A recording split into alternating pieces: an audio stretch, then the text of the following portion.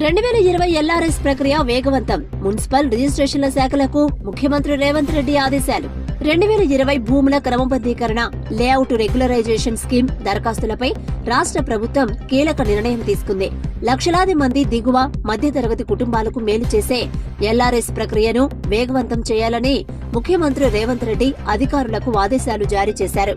2020లో August 31 నుంచి October 31 వరకు 2 నెలల పాటు గత ప్రభుత్వం ఎల్ఆర్ఎస్ దరఖాస్తులను స్వీకరించింది.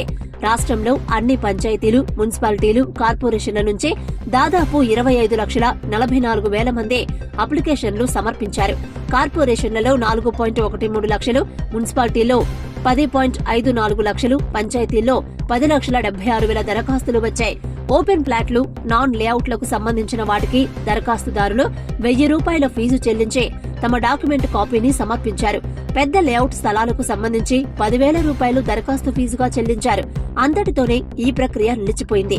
అప్పుడు దరఖాస్తు చేసుకున్న కుటుంబాలనే ప్రభుత్వ నిర్ణయం కోసం 4 ఏళ్లుగా నిరీక్షిస్తున్నాయి. వివిధ కోర్టు కేసులతో ఈ ప్రక్రియ ఆలస్యమైందని రిజిస్ట్రేషన్ శాఖ అధికారులు సచివాలయంలో జరిగిన సమీక్ష సమావేశంలో ముఖ్యమంత్రి దృష్టికి తీసుకెళ్లారు. లక్షలాది కుటుంబాలకు మేలు చేసే ఎల్ఆర్ఎస్ ప్రక్రియను వేగవంతం చేయాలని సీఎం ఆదేశాలు జారీ చేశారు. అప్పటి నిబంధనల ప్రకారమే లేఅవుట్ క్రమబద్దీకరణ చేపట్టాలని సూచించారు. దరఖాస్తుదారులు పూర్తి రుసుము చెల్లించి మార్చి 31లోగా లేఅవుట్ల క్రమబద్దీకరణ చేసుకునేందుకు అవకాశమివ్వాలని నిర్ణయం తీసుకున్నారు.